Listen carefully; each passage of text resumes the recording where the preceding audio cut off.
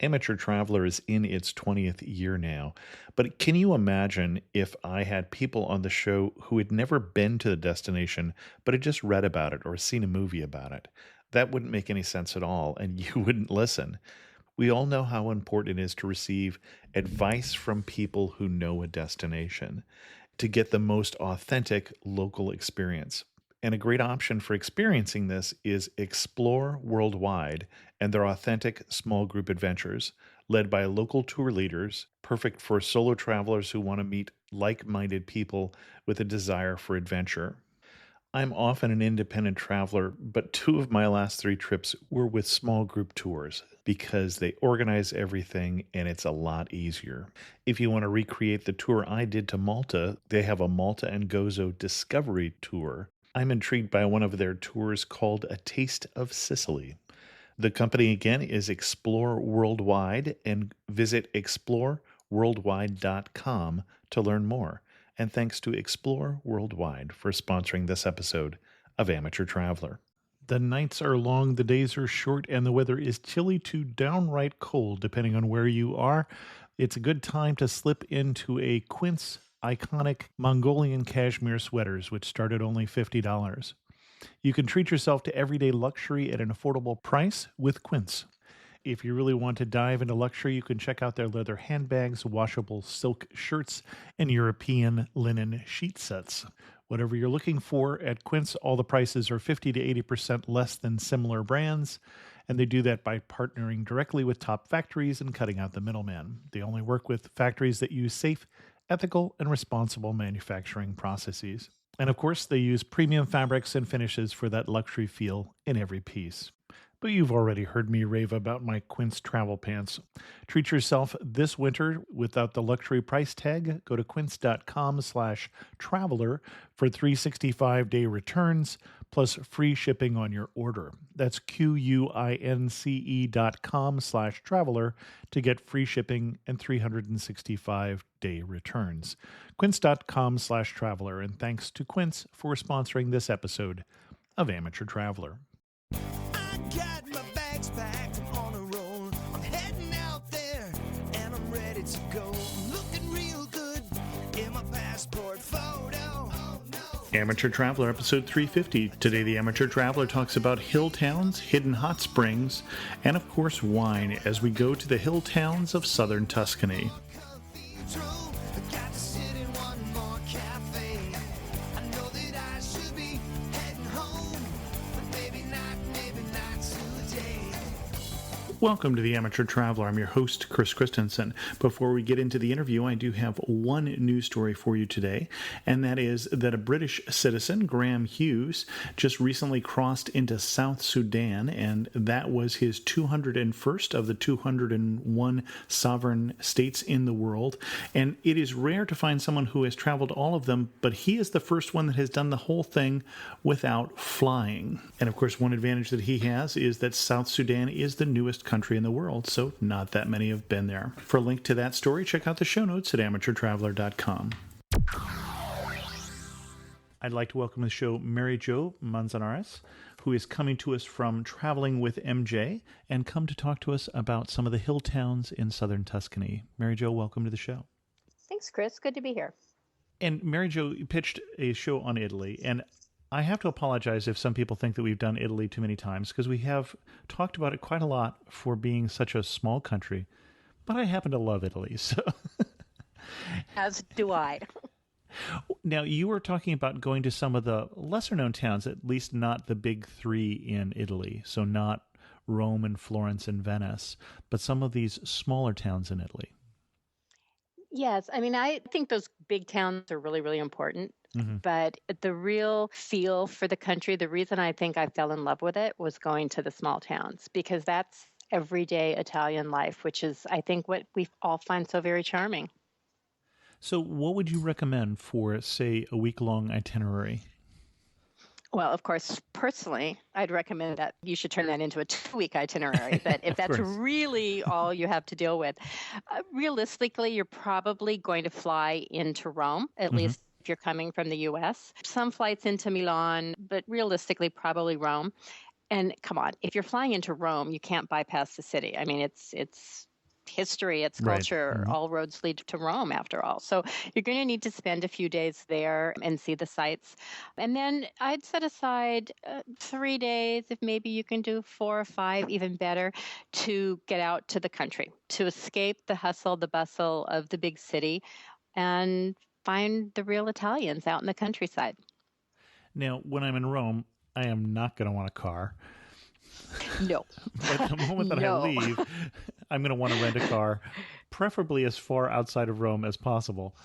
What we do is typically fly into Rome, never rent a car for the time in the city. But when we're ready to leave, we generally go back to the airport, rent a car there, Mhm. and then head off on the autostrada and head to Tuscany. Well, and the reason I wanted to bring that up is that is not what we did. What we did is we rented a car from the train station, which is downtown. It's within walking distance from the Colosseum. And what Oh, that meant is we had to drive out and navigate out through Rome traffic. And that is not something that I would want to repeat. no. Rent from the airport, that's an easy option. The other option is to take the train Hmm. and head out maybe to Cusi, which is the quasi larger town just about an hour ish south of Florence, and rent a car there. Now, the downside to that is smaller town, less availability, no competition, higher prices. But if you really don't even want to drive, it's a couple hours from Rome to Tuscany. That is a closer option. But honestly, just go to the airport. There's plenty of good deals to be had there. Okay. And then where do we head? Oh, then you head to Tuscany. Where would you have us start? Well, we always stay in a little town called Contignano, which people ask, gosh, would you send people there? It's hard to say yes because it's a town of under 200 people and a couple thousand sheep. And for a lot of people, they're not going to find that really attractive. I personally love it. It is a great place to stay. When you're in town, it's a big deal because the Americans are there. And more importantly, whether it's Contignano or some other town in southern Tuscany, pick one place to be your base of operation. Hmm. And from there, just plan your day trips. And it doesn't really matter where your base of operations is. Find something that works for you and then just plan from there. Okay. And where would you start then? We've got our base of operations. We wake up the first day and we go where? Well, for me and for those friends that I travel with, food and wine is a big part about what we choose to do. And I mean, you're in prime wine country when you're in southern Tuscany. And of course, you're in Italy, so you know you can get great food. So my planning would take you to one of the primary wine towns in that region. My favorite and first choice would be Montalcino, which is favorite for their Brunello wine. Hmm. And Montalcino, of all the places we're going to talk about, is the only one that I've been to. So, a lovely little, not very big town, walled town up on top of the hill. And it's surrounded by two of my favorite things, fields of orchards, I should say, of olives and fields of vineyards and wine. And it is agriculture at its finest. And what's really interesting is when this area was first kind of came on the map, it was a very, very, very poor area. Hmm. I mean, this was one of the more impoverished areas in the region. And even though it was surrounded by all this beautiful agriculture and trees and olive trees and vines and everything, it just had not yet come into its own right, if you will. And it wasn't until the 60s and 70s that they started thinking, oh gosh, vines, grapes, wine, we should do something. And it went from in the 50s being one of the most impoverished regions to the 90s with over close to 1 million visitors in that whole area. So it really turned around. And so the reason people go there is for the history, of course, but also for the wine and the food that really was part of what saved the area. Hmm. Now, it's interesting for me as a Californian, I'm used to being able to go around to, I don't know how many different vineyards in this area. And there's always a tasting room and there's always a tour. Well, not always a tour, but quite often a tour too. It's a little different there, though. Yes, yeah. You can get to some of the wineries, but not very many offer tours. You don't go to the winery for the wine tasting. You Hmm. go to a wine shop or a tasting room or something like that. So it's a little different kind of experience. And the other thing is it's really spread out a lot more. So if you go like to Napa or Sonoma, you can go to a bunch of tasting rooms and you've got vineyards right there. But chances are the grapes are really grown somewhere else, Hmm. and maybe not even in the county. Where when you go to the wineries in this area in Italy, you're talking the grapes are right there. Right. All of the grapes are right there. It's not like they're grown somewhere else and then brought in to be processed. And do you have a favorite place to go to then, more specifically, a cafe, a wine shop, a vineyard? Yes, one of my favorite places in Montalcino to go for wine tasting, and we do ship home. So when we go there, we are looking to buy, is called Enoteca de Piazza, Hmm. which not very creative titling, but winery on the plaza. And they actually have two different shops, but they're all connected. And you can go into the one for just little pours by the glass. It's predominantly a retail store. But if you go a little bit farther down the street, and these streets I'm sure have names, but I think there were two streets, as I recall. yeah, people just sort of point you in the right direction. You can actually get a card that you insert into the machine that then gives you a pour. Everything used to be free. Hmm. And like the wineries in California, a lot of them are now doing slight pours for free. And if you want anything else, then there is a fee. But if you go in and they know that you're serious about buying or that you want to pick something special, they don't charge you. I mean, there may be a posted fee, but it's chances are it's just to discourage people who, Hmm. especially young people, who may be coming by just to get free booze or something. But if you really are interested in learning about wine, interested in tasting the different types of Brunello or trying some Super Tuscans and comparing, they're so charming to work with and they will help you understand. And these are small vineyards and they will tell you the whole history behind this person. This person's brother's cousin did this, and that you've got the whole family genealogy when you're having this wine. And you talk about Brunellas and Super Tuscans. So for those who are not wine aficionados, we're talking about fairly heavy reds. Yes. Yeah. Reds that can be Delicious used in red. hand-to-hand combat. So, Yeah. Oh, they're so tasty. So tasty. and reds that obviously are made to pair with some of the robust Italian foods, or some of the robust, I should say, Tuscan foods. Yes, definitely. And we ship some home every year. And so at home, of course, I don't cook quite like they do there. So I have to experiment at home to see what it goes well with. But anything that's really requires something big and hearty to go, grilling a steak, it's always a good choice.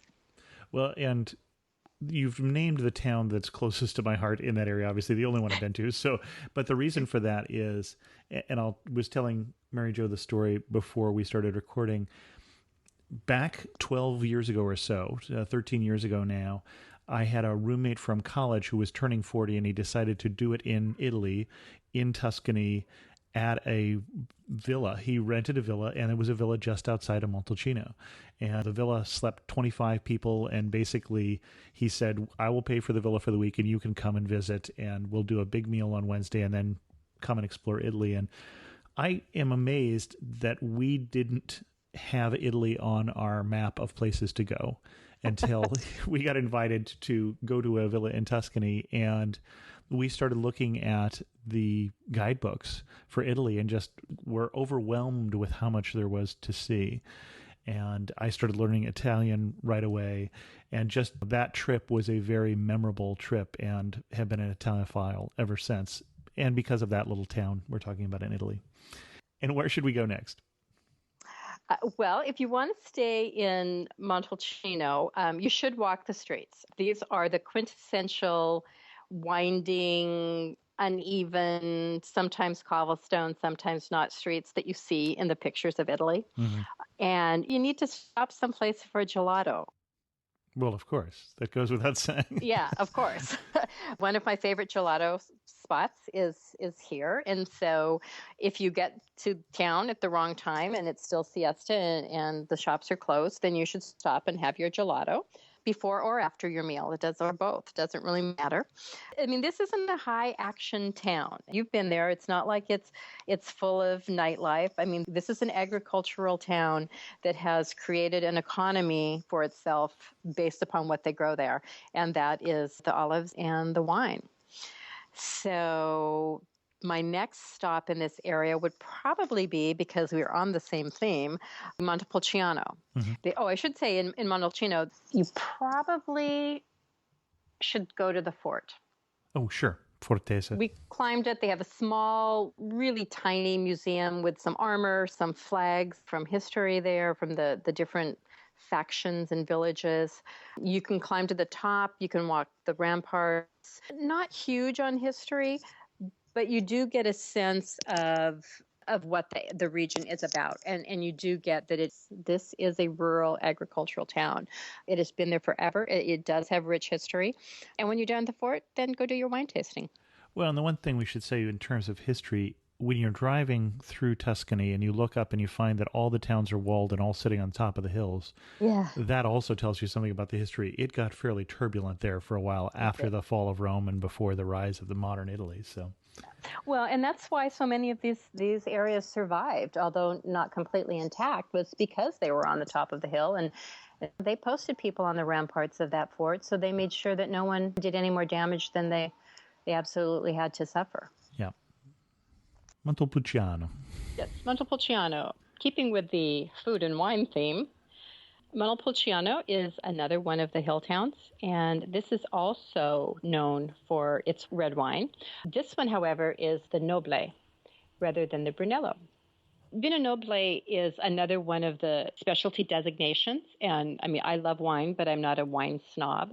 It's a specific wine coming from a specific region, much like Champagne, and nobody else can call it that. So Brunello is one, Vino Noble is the other. And Vino Noble is not quite as hearty, not quite as big. It's probably more popular because for someone who may not want the big, bold flavors of a Brunello, they'll choose the Noble. And you can't go wrong with that choice either. Favorite spots in Montepulciano? Well, of course, they're going to involve food because that's part of the reason why you go to these towns. Any of the gelato stands, and it's not like you can pick one versus the other. Just sort of wander the streets and walk through. Montepulciano is a little bit more touristy, if you will, than Montalcino. It's a little larger, isn't it? Yes, it is a larger city. Here's a little tip, just in case you need to know it, although I hope you don't. Montepulciano is where the hospital is.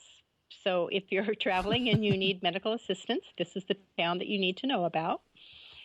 And unfortunately, on one of our trips, we did have to know that. So it is a big enough town that if you need major services, this is where you're going to go rather than any of the other ones.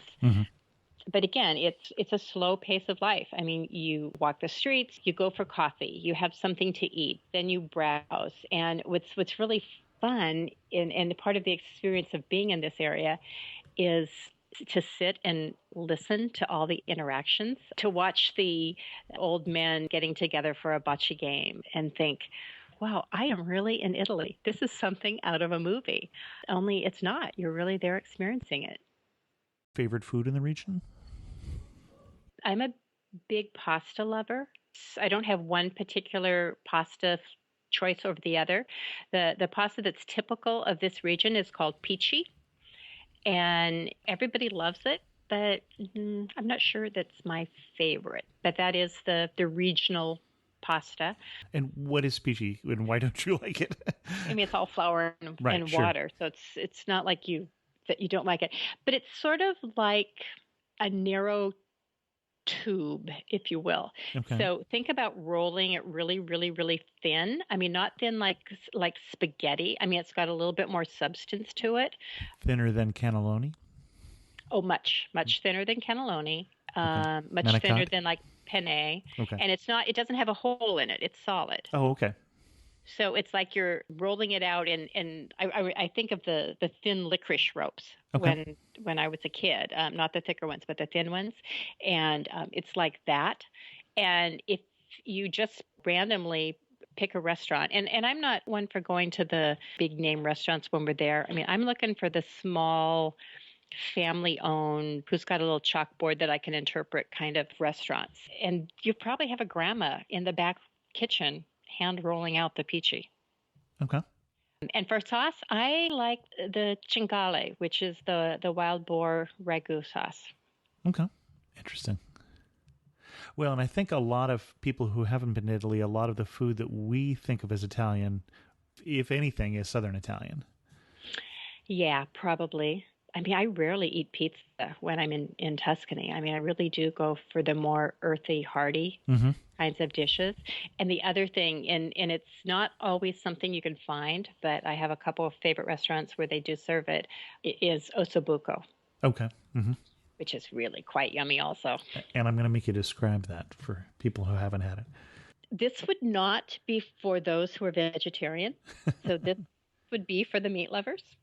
And it's basically veal shank, and they have been cooked for like all day or perhaps a weekend or something in a lovely red aromatic kind of sauce. It's usually served with a side of some kind of pasta or occasionally polenta. And when you get it, it is so tender, the meat is just falling off because it's been cooking all day in these just lovely seasonings. And it's really quite tasty. Excellent. Anything else we should see here while we're in Montepulciano? Probably not. I mean, I think you need to go there because there's good things to see, but it's just a smidge more on the touristy side. You'll see a lot more things in English, a lot more menus in English, see a lot more English spoken. But it's this charming hill town that's worth the climb to check out. Okay. And where would we go next? Well, since you're in the area, Pienza. Surprise, another walled hill town. I know there's a theme there. But this one has a little bit more charm and history. First of all, we'll get the food out of the way because, again, it's a hill town. It's the cobblestone streets. It's the winding roads that you can't drive on, but you can walk and you'll get lost. And it's just wonderfully fun. But if you want to go get your pecorino cheese or some of your sausages and salamis, this would be a good place to go do that. You'll have a wonderful selection. The pecorino is the hard goat cheese. It's a hard goat cheese. And I say that as someone who loves it, so don't let that discourage you. No. But people think of it as hard. But if you get the fresh, it's really fairly soft. So the degree of hardness is going to depend on how it's aged, and you will get everything from soft, which is really almost like a mozzarella. Or something really with some chew to it, and very mild, buttery.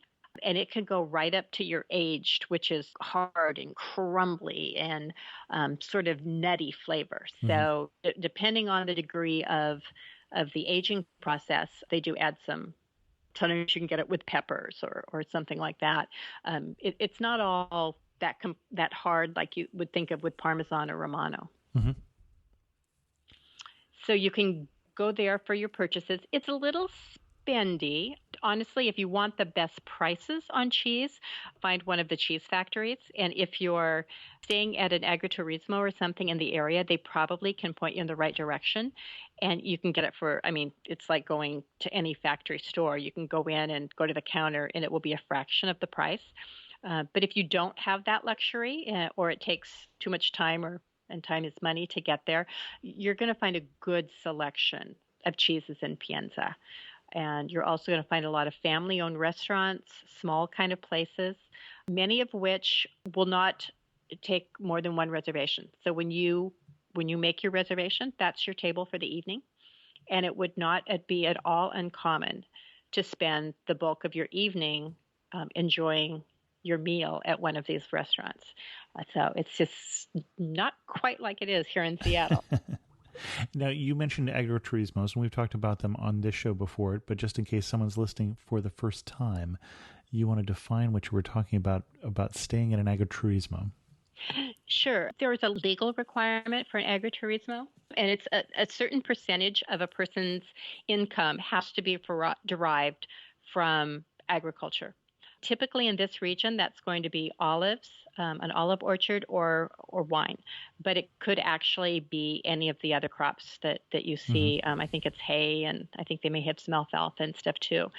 And what these people do is order to supplement their income, especially in a year-round or perhaps a market that might not be quite as favorable. They have put in some sort of housing for transient guests. It might be what we think of as a B&B. It could be a farmhouse. It could be a villa. It could be a mini inn or hotel. And these are all falling under the type of agriturismo.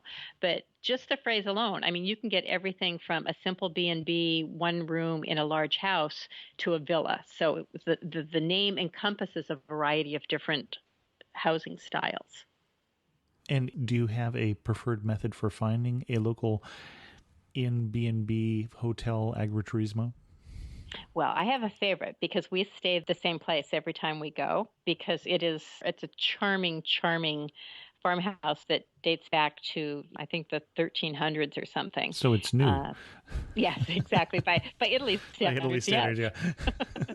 It's just in the middle of a small orchard and vineyard, and it's just charming. And here I am in the middle of nowhere, this town of under 200 people, and I have Wi-Fi. It's just such a thrill.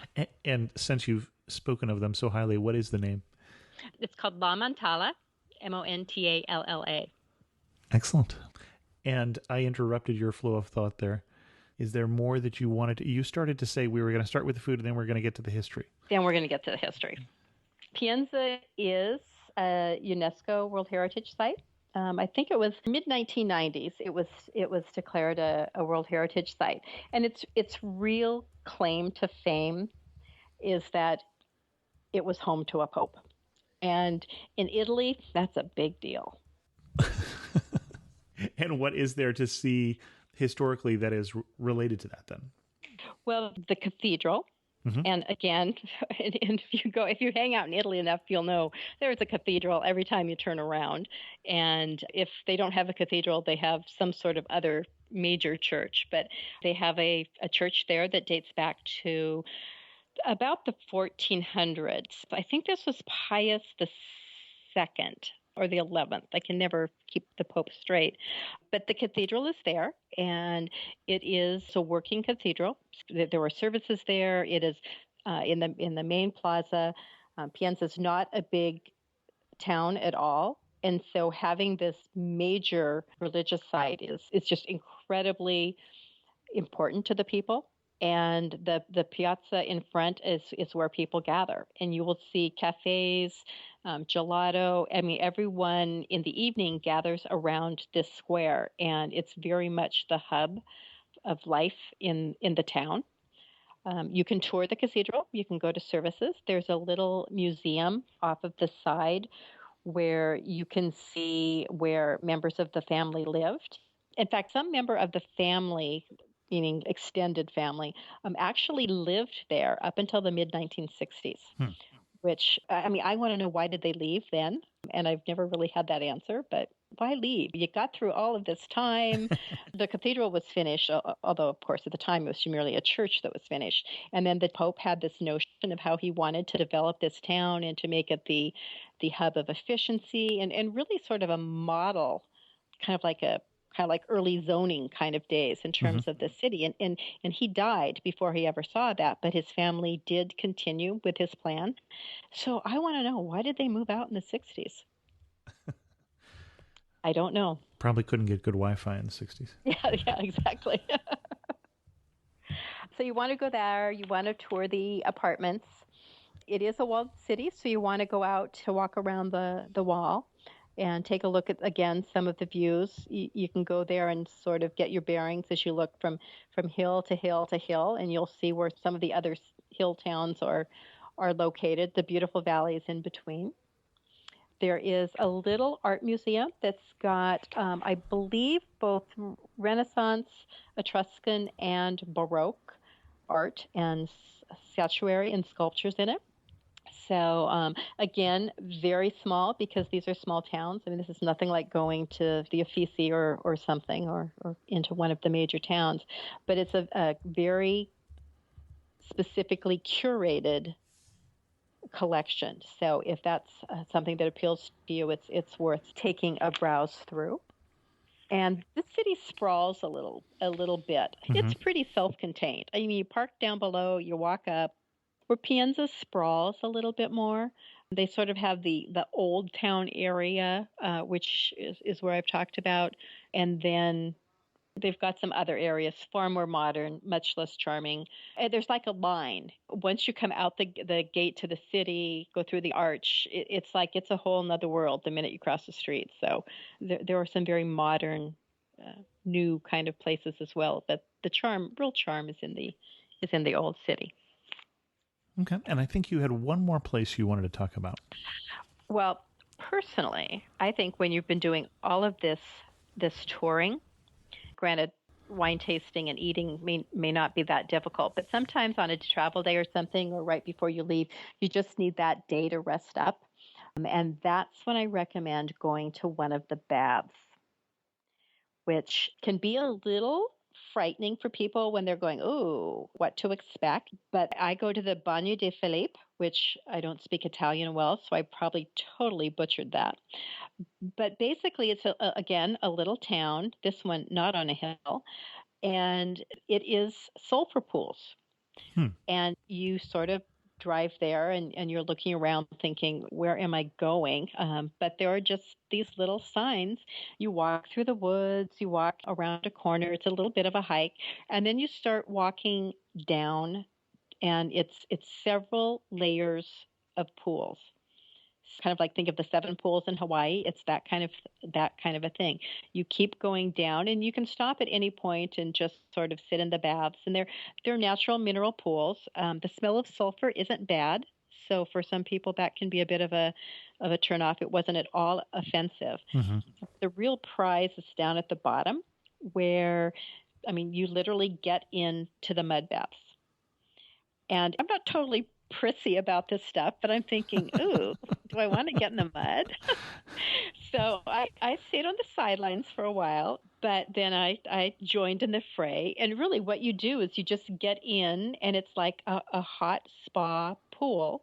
You scoop the mud up from the bottom or the side, and you rub it all over you. It goes into your skin. You can put it on your hair, your face, whatever. And you can either wash off in the pool, or there are literally natural waterfalls all along this bottom pool area. And then you just go and rinse off underneath a waterfall. And I can remember when I'm finally doing this, I'm like, I swear I've seen this in a movie, and I am actually living it. And it's a beautiful, picturesque setting. We didn't know what to expect the first time we went, but my recommendation would be to pack a little picnic cooler so that you have something to eat and drink, because you are hiking a bit of a ways in, maybe a mile and a half. And is this a commercial place, or is it a national park, or what? It is free. It is nature. Okay. And there's a fence along one side of it, and there is a lovely upscale resort which can offer some of the amenities. And you don't have to take a picnic lunch there because they'll bring it to you. And it is available for a fee, but just go around to the other side of the fence and you can walk down there, and it is, I mean, this is nature. It's a great thing to do, perhaps an afternoon before you are getting ready to travel back. Go in the morning, have a relaxing day, and then spend your last night going somewhere for a fabulous meal, and then fly out the next day. But it's really sort of that nice kind of way to just sort of end your time there. Now, how did you even hear about this? Well, we've been going to the same area for 10 plus years. And we'd always seen the signs for it. And it's like, Bani Bath, what's this all about? And then we just started asking around, and we chatted with the person, Giuseppe, who owns the farmhouse where we stayed. And he gave us directions, a little shortcut. And we said, yeah, we were tired. We wanted to get out and do something, but we knew we'd have a long day of travel the next day. So we went and spent our last afternoon there. Any other hidden gems like this in the area now that you've been going there for 10 years? You've buried the lead here, Mary Jo. I did, but see, the thing with the hidden gems there is that you don't talk about them, because if you talk about them, well, two things. One There's is no one else listening. yeah, exactly. Well, you better hope that's not true. But the thing is, so many of the places that are hidden gems really don't have names. They're the trattoria down the street around the corner that Giuseppe's son owns. I mean, those are the places that I love. I mean, I have several great restaurant recommendations. Again, family-owned, small kind of things to make. But I think as long as you stay away from big places, I'm not looking for Michelin stars when I'm there. I want the grandma in the kitchen making the pasta for me. I mean, that's why I go to this part of Italy. Well, let's talk about the other hidden gems. You've been going back to the same area for 10 years, so I'm guessing the people have had some influence on that as well. Sure. Local that you've met who you've fallen in love with? It's an elderly couple, Silvano and Marguerite, who in the town where we stay, Contignano, have a little cafe, and they speak very, very little English. They're probably 70-ish, okay, maybe closer to 80. She is the teeny tiny little grandma, and she speaks very little English. Silvano is the typical Italian that's got his hat and always dressed impeccably, and is sitting with the other men in the town having his coffee. So we'll just go up there, and I mean, it's a big deal when we're there, because not a lot of Americans go to this little town, and they are so welcoming and so gracious, and it's just a tiny little cafe. And when they make you something, I mean, they literally are going to their kitchen and making it for you. And of course, the menu would be different seasonally. Well, there's not really a menu. Okay, yeah. It's like you just get what they're making. Depends on what was available today. Okay. Yeah, because literally, if they're fixing you something, they probably went out to their garden 10 minutes before and got it. So there isn't a menu. It's just, and this is one thing that's very different, is if I go in spring, I'm going to get very different dishes than if I go in fall. Yeah. Yeah. What surprised you when you first went to the area? You'd been to Italy before. The first time that I went to Rome, and I love Rome, even though it makes most people crazy. And so I did just exactly the trip that I'm talking about. There's a group of us, 3 of us. We spent 3 days in Rome, and then we went out to Tuscany for a week. So when I've gone to Italy, I've always spent at least some time in this part of the country, even though I've gone other places. I think my heart is really in this area. And what time of year do you tend to go? I've gone spring and I've gone summer. And one of the friends that we travel with is a teacher. And so typically we'll go the day after school gets out. And a lot of people say, oh, that's just the worst time to be there. The best time to be in Italy is the time when you can go. And you may make different choices, or there's a different menu or something, as you said. But if you can only go in the summer, then go in the summer. Although I would probably try and skip August. The school first getting out, I think, sounds better to me. Yeah, typically, I mean, we've been there from mid-June to mid-July, and then because typically we would go for anywhere from 2 to 4 weeks, and so we have been there during that time. I've not been there in August because they also vacation in August, so things change. I probably wouldn't want to be in Rome in the middle of July, but I've done Rome in mid-June, and I've done Rome in spring, and it's just fine. You're there. You're in Italy. It's just can't be bad. You're standing in the prettiest spot in these southern part here of Tuscany. Where are you standing? What are you looking at? We have a tradition, and typically Tony and I travel with a couple of other friends. So there's usually at least three, sometimes four of us, and we have a tradition, and it's what we do on our first night in the area and what we do on our last night. And we go to Pienza, Mm-hmm. and there is a wine bar that's right along the wall, and we order Brunello for all of us, and we stand up against the wall and we look out at this beautiful valley, and we always do this about a little bit before sunset, but it's kind of Mm-hmm. that pretty time when things are starting to look yellowy and glowy, and we toast to friendship and the friendship that we have in being in Italy together. And we just look out at this beautifully rich, fertile land around us and count our blessings that we can be there. So you've been doing this for over 10 years. It's your Yeah. home away from home now. Yeah. When is it not that different at all from being in Seattle? And when is it just completely different from being in Seattle? It's funny because it's really at the same time, Mm-hmm. and that's dinner time. Okay. And because of the types of restaurants we go to, it's like being at a friend's home for dinner. Mm-hmm. Okay. And that friend could be here in Seattle, but in this case, it happens to be in Italy. And it is family dinner time, from the noise, the excitement, the fights, if you will, the arguments, the squabbles. It is everything like being at home, but nothing at all like being at home, because your meal can easily last for 2 and 3 hours. It is the ultimate family experience, and they have just a love and a passion for food and for sharing it with family. Mm-hmm. And when you're sitting at that table, you're a part of their family. And it is the most like being at home, but yet it is so totally different, because their relationship with food is different than ours. One thing that makes you laugh and say only in Tuscany.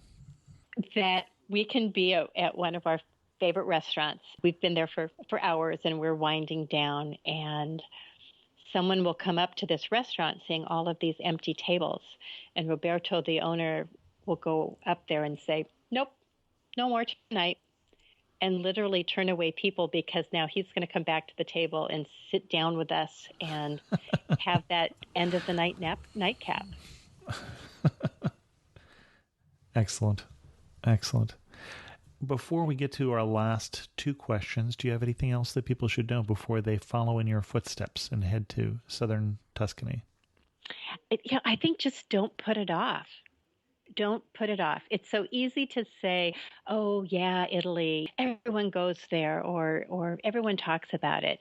I just urge people to stop and think, if everyone's going there and everyone's talking about it, maybe there's something worth seeing. And actually, I'm going to do three last questions. Some people, cost is an issue because Italy Yes. is not the cheapest place. It's not the most expensive either, but your best money-saving tip. Small towns. Okay. Don't rent your car in a small town, but stay in a small town. Stay in a small town. Yeah. Airfare is what airfare is. Yeah. Rome is crazy expensive. I am at that age where I don't want to stay in a dorm or a hostel. I mean, I want my private room and space. Mm-hmm.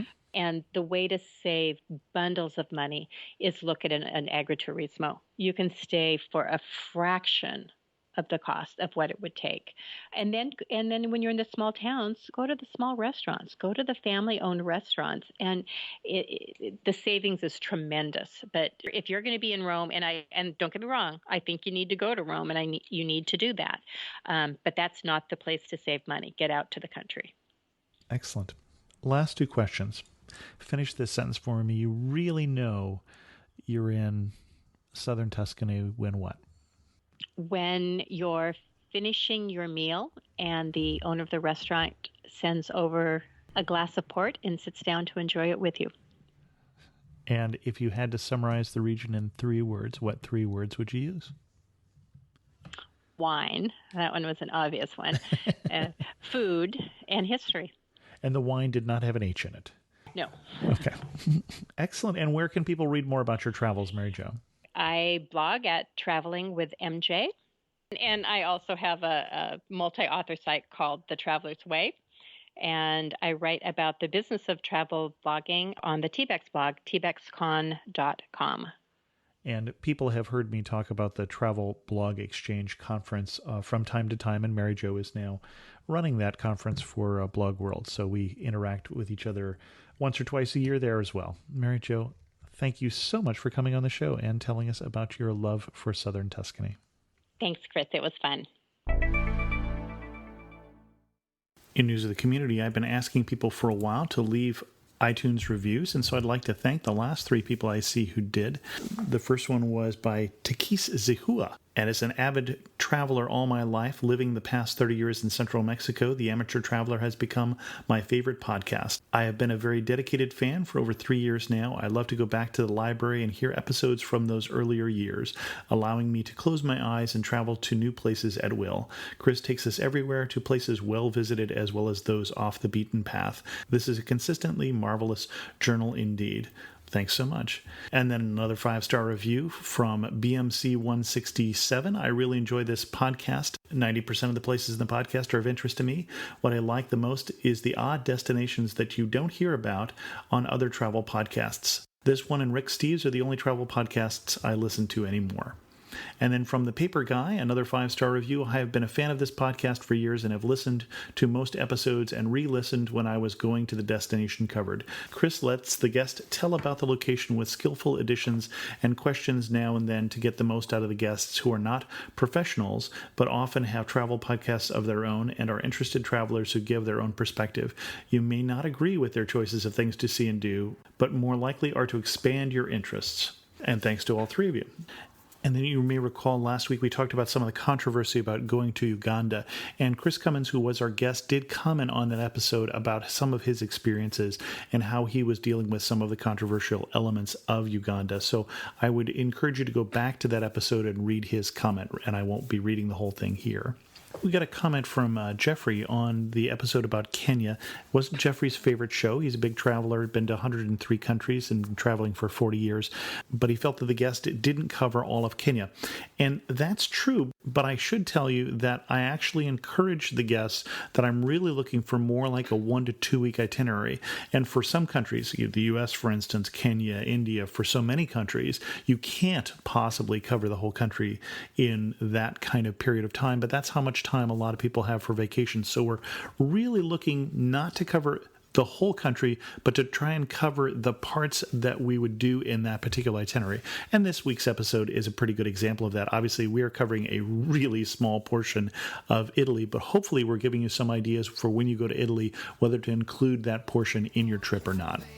With that, we're going to end this episode of The Amateur Traveler. If you have any questions, feel free to send an email to host@amateurtraveler.com or leave a comment on this episode at amateurtraveler.com. You can also follow me on Twitter at Chris2X. And again, thanks to all of those who have left 5-star iTunes reviews over the years. And to the rest of you, thanks so much for listening.